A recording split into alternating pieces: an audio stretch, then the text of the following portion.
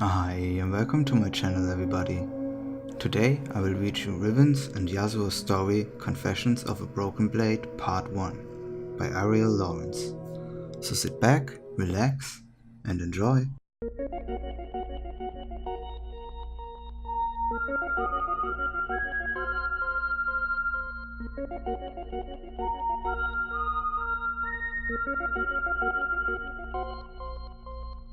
The knife edge of the plow cut through the rough topsoil, turning the underbelly of winter toward the spring sky. Riven walked the small field behind the ox-driven rig, her focus caught between steadying the white set handles and the foreign words she clumsily held in her mouth. Am I fair? Swaza, Anar. Each step filled the air with the loamy sand of newly awakened earth. Riven gripped the wood tightly as she walked. Over the last few days, the coarse handle had roused dormant caruses and fleeting memories. Riven bit her lip, shaking off the thought, continuing with the work at hand. Mother, father, sister, brother. A thin-ribbed ox flicked an ear as it pulled, the plow kicking up clods and small rocks. They struck Riven, but she paid them no mind. She wore a rough, woven shirt. The dirt-speckled sleeves rolled into thick bands. Pants of the same material had been dyed an earthen yellow.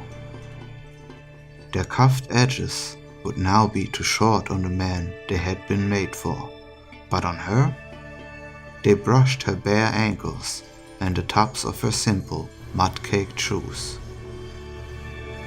Am I fair? Swaza, Anar.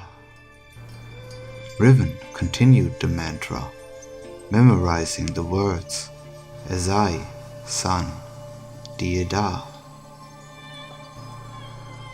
Without slowing her pace, she wiped a strand of sweat-soaked hair from her eyebrow with her sleeve. Her arms were well muscled and still easily held the plow one-handed. The farmer had gone up to the house for a skin of water and their lunch. The old man said she could stop and wait on the threshold of the shaded forest that bordered the tract, but Riven insisted on finishing. A breeze caught a damp at the back of her neck, and she looked around. The Noxian Empire had tried bending Ionia to its will. When Ionia wouldn't kneel, Noxus had tried to break it. Riven continued her meditative pace behind the plow. For all the Empire's strength, spring would still come to this land.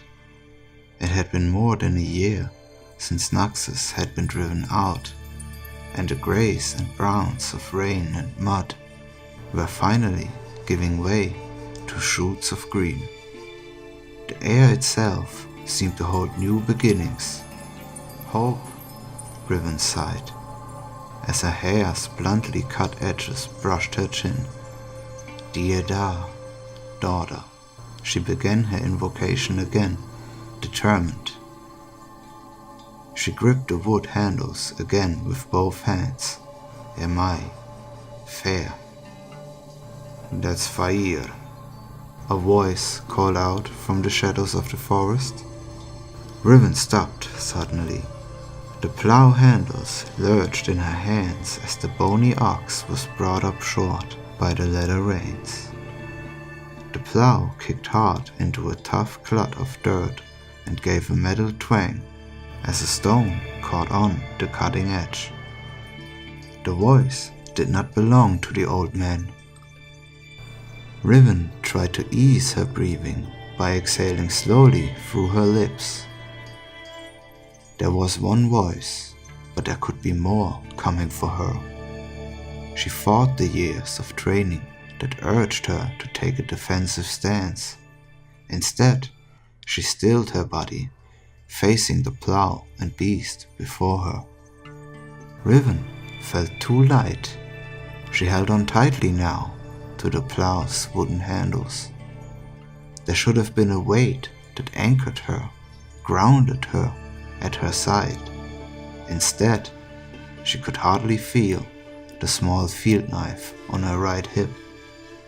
The short, hooked blade was good for cutting dew apples and stubborn vegetation, nothing more.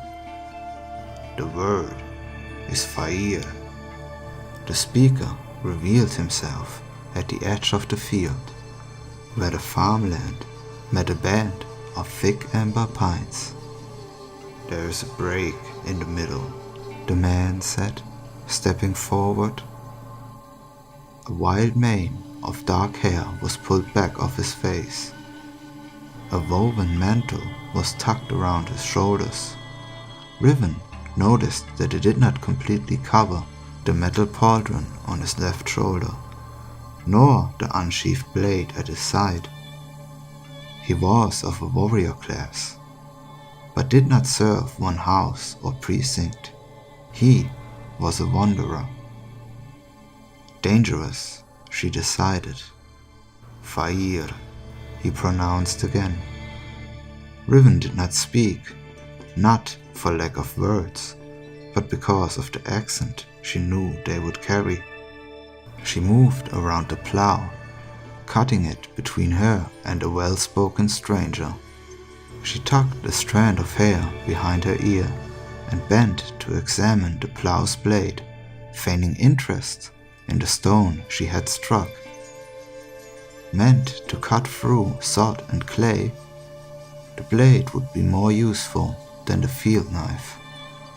She had watched the old man fix it to the wooden body that morning and knew how to release it. I don't remember seeing you in the village when I was last here, but I have been away a while, the man said. His voice had the indifferent roughness of a long time lived on the road. The ever-present insect hum became louder as Riven refused to fill the silence between them. I've heard that the magistrates are being called to hear new evidence in the case of Elder Souma's death, the man continued. Riven ignored him and petted the patient ox. She ran her fingers along the leather straps as someone who was familiar with the trappings of horses and farm animals, batting away a gnat from the ox's big dark eyes. Then again, if you are new to this land, perhaps you know little of the murder. She looked up at the word, meeting the stranger's gaze, the innocent beast between them. A scar stretched across the bridge of the man's nose. Riven wondered if the one who left that mark still lived. There was hardness in the stranger's eyes, but under that, curiosity. Riven felt the ground tremble through the soles of her thin leather shoes. There was a sound like rolling thunder, but there were no clouds in the sky. Someone's coming, the man said with a smile. Riven looked over her shoulder at the hill that led to the old man's farmhouse. 6 armed riders crested the little ridge and marched their mounts down the small harrowed field. There she is, one of them said. His accent was thick, and Riven struggled to pass the nuance of language she had been trying so hard to learn. But is she alone? Another asked, squinting at the shadows between the trees. A thick breeze wrapped around the plow and Riven, sliding back into the shadows of the forest. Riven looked to where the stranger once stood. He was gone, and the approaching riders left no time to wonder. "A ghost, maybe?" the leader said, laughing at his men. "Someone she cut down coming back for revenge." The riders spurred their horses into a trot, circling Riven and crushing the even trenches she had dug that morning. The leader carried a rigid bundle wrapped in cloth over the back of his mount. Riven's eyes followed that horse as the others moved around her, their hooves compacting the loose earth back into cold, hard clay. She gave the plow blade a final glance. 2 riders carried crossbows. She would be taken down before she reached even one of them. Her fingers itched to touch the potential weapon, but her mind begged them to be still. Tightness quickened in her muscles. A body long trained to fight would not surrender so easily to peace. A deafening rush of blood began to pound in her ears. "You will die," it roared. But so will they. Riven's fingers began to reach for the plow blade. "Leave her be." The voice of the farmer's wife was strong from calling in errant cows, and it rang out over the field, breaking Riven from her self-destructive urge. "Asa, hurry, you must do something." The riders halted their circles around Riven as the farmer and his wife crested the hill. Riven bit hard on the inside of her cheek. The sharp pain centered her, quelling her urge to fight. She would not spill Ionian blood in their field. "I told you to stay in your home until we are done," the leader said to them. The old man, Asa, hobbled through the uneven dirt. "She's done nothing wrong." "I was the one who brought her," he said, gesturing toward the wrapped bundle. "I will answer for it." "Master Conte, au fa," the leader said, a patronizing smile tugged at the corners of his thin lips. "You know what she is. She has committed many wrongs. If I had my way, she would be cut down where she stands." He looked Riven over, then wrinkled his nose in annoyance. "Unfortunately, old man, you can say your piece at the hearing." While the leader spoke, Riven's feet had sunk into the moist earth, momentarily holding her fast. The feeling of being mired, pulled down, overwhelmed her. Her pulse quickened to a shallow beat and a cold sweat slipped between her shoulders as she struggled to pull free. Her mind was enveloped by a different time, a different field. There the horses snorted, their hooves trampling blood-soaked dirt. Riven shut her eyes before more remembered horrors could bury her. She inhaled deeply. A spring rain floods this ground. Not the dead, she told herself. When I open my eyes, there will only be the living. When she opened her eyes, the field was a field, freshly turned and not an open grave. The leader of the riders dismounted and approached her. In his hand he held a pair of shackles, swords of Ionian metal, far more beautiful than anything that would have chained criminals in her own homeland. "You cannot escape your past, Noxian dog," the leader said with a quiet triumph. Riven looked up from the plow blade to the old couple. The lines on their faces already carried so much pain. She would not bring them more. She could not. Riven tried to hold onto the image, the two of them leaning into one another, each holding the other up. It was a moment of fragile defiance before they knew something would be taken. When the old man wiped the sleeve across his wet cheek, she had to turn away. Riven shoved her wrists toward the leader of the riders. She met his smug grin with a cold stare and let the steel close over her skin. "Do not worry, Dieda," the farmer's wife called out. Riven could hear the taut hope in her voice. It was too much hope. The wind carried the strained words and the smell of freshly turned earth, even as Riven was led farther and farther away. "Dieda," it whispered. "We will tell them what you are." "Dieda," Riven whispered back. "Daughter, daughter." For 2 days after the girl surrendered, there had been nothing for Shava Conte to do but help her husband slowly repair the trampled furrows and plant the field. It was a task made easier by the girl's labors, and yet, if their sons still lived, it was one she and Asa should not have had to do at all. On the cold morning of the tribunal, knowing it would take more time for their older bonds to walk the long road into town, the couple left before dawn to reach the village council hall. "They know she is Noxian.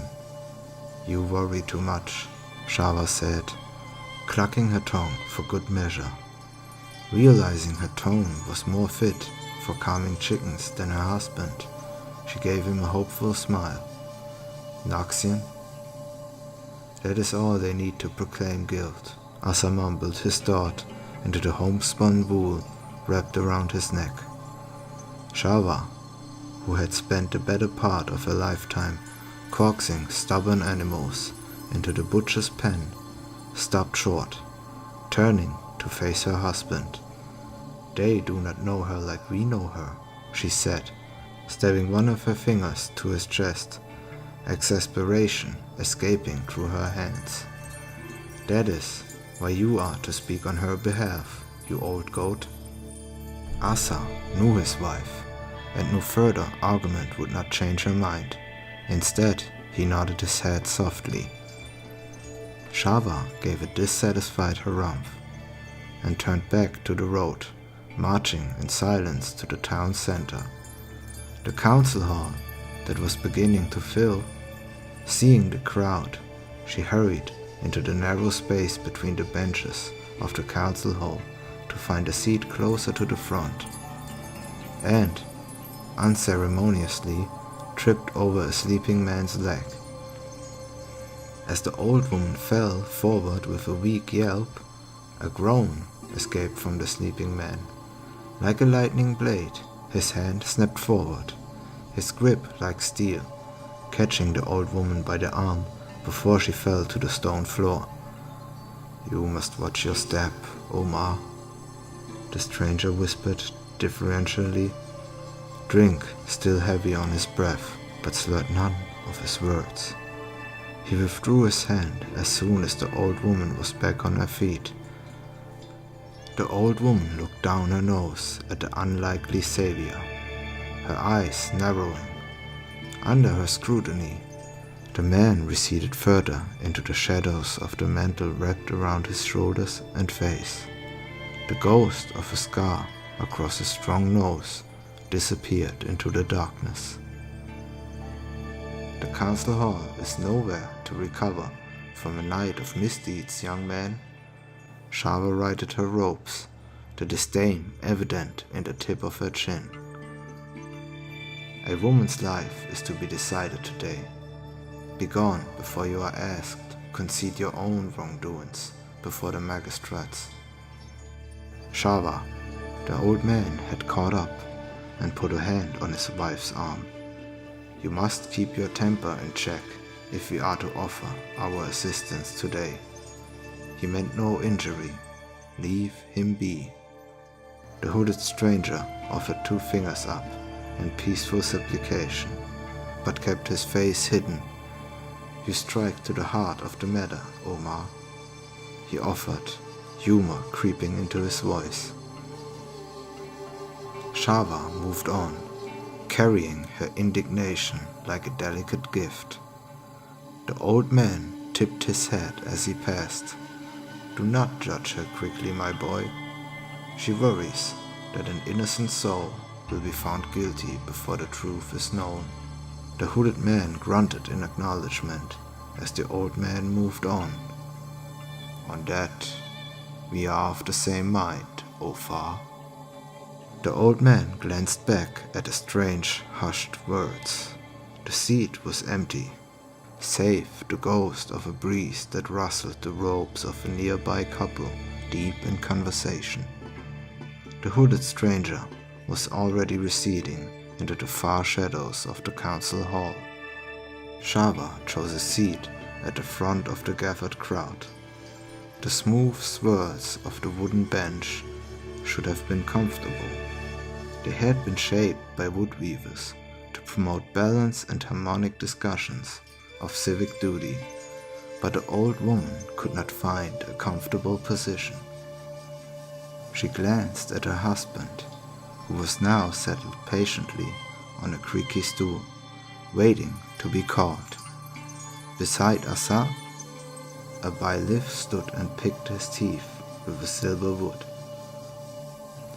The old woman recognized the bailiff as Melka, leader of the riders that had come for Riven. She glared at him, but Melka took no notice. He was watching the doors at the back of the room. When they opened and closed, behind 3 darkly robed figures, he straightened quickly, tossing aside the bit of wood in his mouth. The magistrates, their smooth vestments settling behind them as they took their place, looked out at the crowded hall. The noise in the great room dropped to an uneven silence. One of the 3, a tall, slim woman with a falcon nose, stood solemnly. This tribunal has been called to take a new attestations in the matter of Elder Souma's death. A hum of murmurs, like 100 locusts, began to build from somewhere in the middle of the crush of people. Some had heard of the new evidence the judge spoke, but most had gathered at a rumor there was a noxian in their midst. But rumors didn't change what they all knew. Elder Souma's death was no mystery. The wind technique, the magic that scoured his meditation hall, was all the evidence that was necessary. Only one, besides Souma himself, could have executed such a maneuver. A wound, unevenly healed, opened. The hive mind of the crowd convulsed in a moment of communal pain. If the elder had not fallen, they shouted to each other, the village would not have taken such heavy casualties. Shortly after the murder, half of a Noxian warband had slaughtered many of the way to Navori. So many sons and daughters had been lost in the Noxian engagement. An engagement that swelled in the distressing imbalance of Souma's death. Worse yet, the village laid the blame on one of their own. The Frum found a clear voice. We already know who murdered Elder Souma, Shava spoke through her weathered lips. It was that traitor, Yasuo. The crowd nodded. A biting agreement rippled through the mob. Who knew Elder Souma's wind techniques? Yasuo, Shava added. And now, Yone has not returned from the pursuit of his unforgivable brother. Most likely, the coward is responsible for that as well. The crowd's gnashing grew again, this time crying out for Yasuo's blood. Shava settled more easily on the bench, satisfied that the question of guilt had been pointed back at the correct person. The falcon-nosed judge came from a long line of woodweavers, once famed for being able to untwist and straighten even the heaviest burls. She lifted a perfectly round sphere of hard-worn chestnut and brought it down, definitively against its jet-black cradle. The sharp sound wrenched the crowd into silence, and order returned to the hall. This court seeks knowledge and enlightenment about the facts of Elder Souma's death, the judge said. Do you wish to stand in the way of enlightenment, mistress? The old woman looked to her husband and felt heat rise in the skin of her cheeks. Conte, Shava Conte, she said much less boldly. She dipped her head. The old man on the stool watched her and mopped the sheen of sweat from his own balding crown. As I was saying, we are here to take in new evidence. The falcon judge looked out at the crowd for any other stubborn birds and nodded to the byleaf milker. Please, bring her in. Alright, that was part 1 of Confessions of a Broken Blade by Ariel Lawrence. I hope you enjoyed my narration. If you did, like and subscribe. Have a nice